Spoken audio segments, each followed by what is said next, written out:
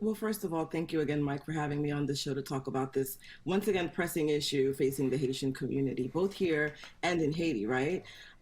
What I'm Hmm. hearing is that the conditions are deplorable.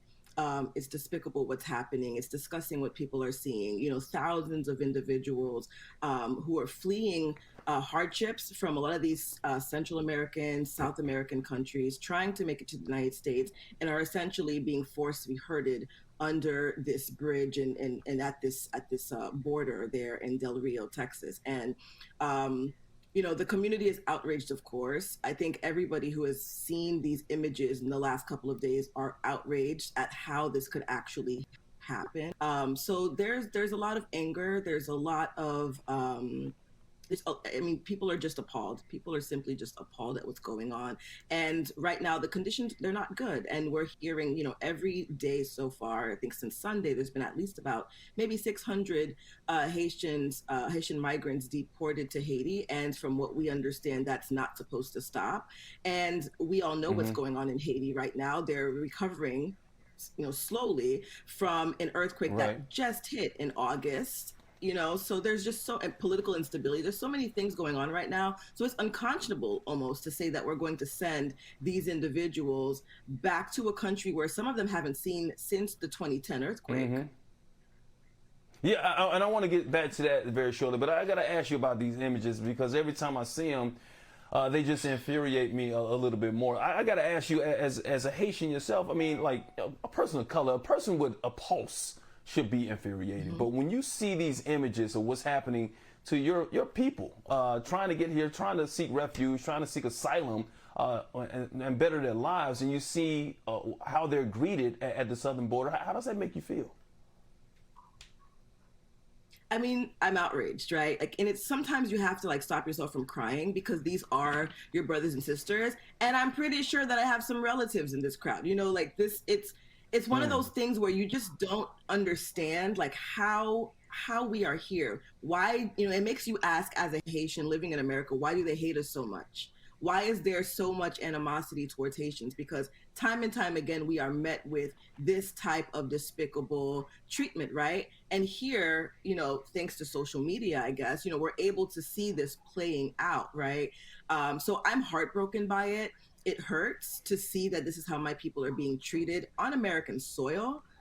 It's disgusting because Haitians contribute so much to this country. Um, you know, it's at a point like you've said all you can say about this. Right now, we're just trying to figure out what's the action going to be.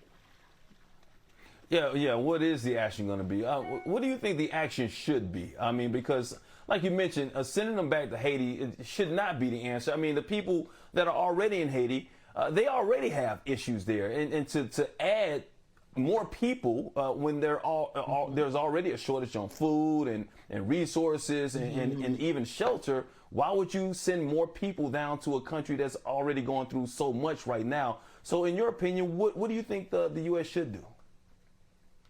I mean, from my understanding, we're bringing over 95,000 Afghans to America, right? And I'm, again, not saying Mm-hmm. that that shouldn't happen, At not least trying to 50,000. compare apples to Mm. oranges. Yeah. So my thing is that there's the capability to do so, right?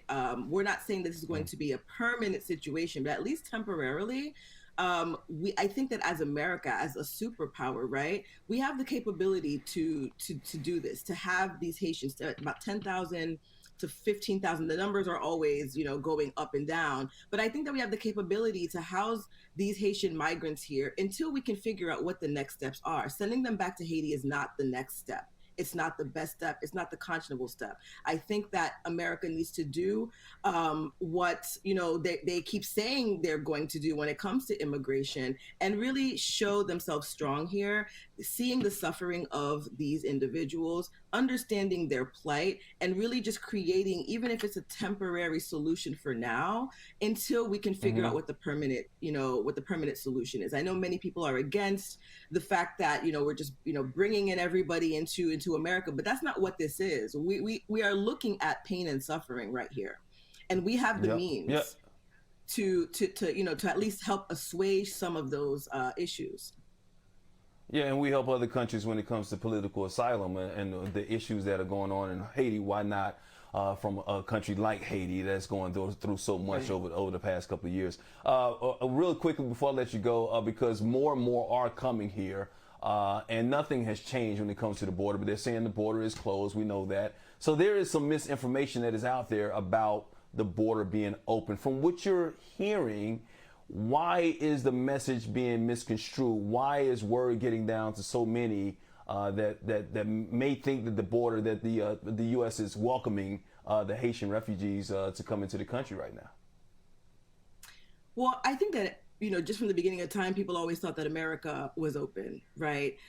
Because they either knew somebody who made it or they heard about people who made it. But I think in this particular instance, we're coming from a Trump presidency, right? And so here we have Biden coming into office. And I think that gave a lot of people hope that that was going to be a welcoming of immigrants. This is going to be like the new world, right? And I think a lot of people had this misconception. And I also think that with the extension of the TPS for 150,000 Haitians that were already living in the US, a game of telephone, I think, went wrong, in which they saw, well, if they're going to extend TPS for Haitians already here that suffered, from the earthquake and other, issues, then maybe there might be a program for us, or maybe we might be able to slip into this. And so unfortunately, there are a lot of people, in America as well, that are not educated enough in immigration and are just spreading misinformation. And that's how a lot of these individuals, gave up everything in Chile and Brazil to come here on this false hope that, new administration, new America. And that's not necessarily what we're seeing.